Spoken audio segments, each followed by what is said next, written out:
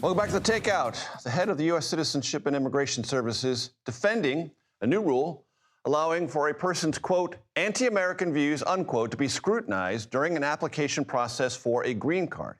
Here is what he told CBS News earlier today.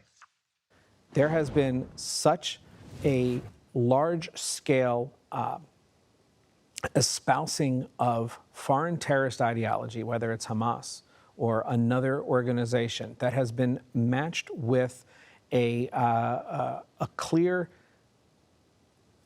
desire by these elements to trample on the rights of other people around them.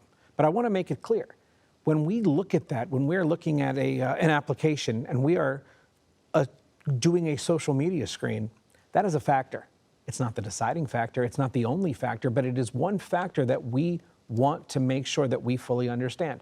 But yes, there are times when espousing terrorist ideology, espousing ideology that goes beyond just freedom of speech, when you actually cross into that threshold of potentially espousing violence against our country, against our way of life, overthrow of the government, it's something that we need to consider. It's something that Congress expects us to consider. So, sir, you are not talking about legally protected speech? Absolutely not. Camilo Montoya-Galvez joins us now. Walk us through what this means and what you gathered from that conversation.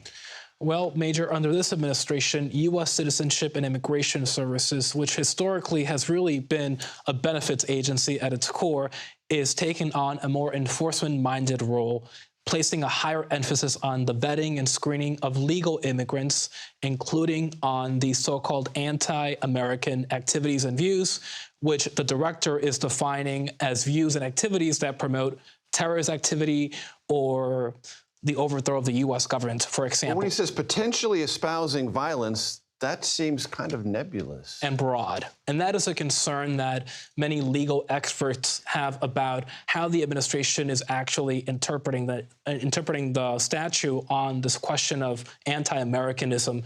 And sifting through what they see on social media. Correct. And the experts say that this could lead the agency to deny applications based on protected speech and speech that would be protected under the Constitution.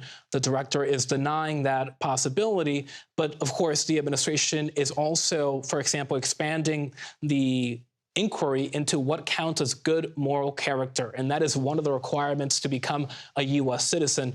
Typically, if you did not have a criminal record, you would satisfy that requirement, Major, but now the administration is weighing positive and negative factors when making that determination. A positive factor, he told me, could be your ties to the community, any volunteer service, and your educational attainment.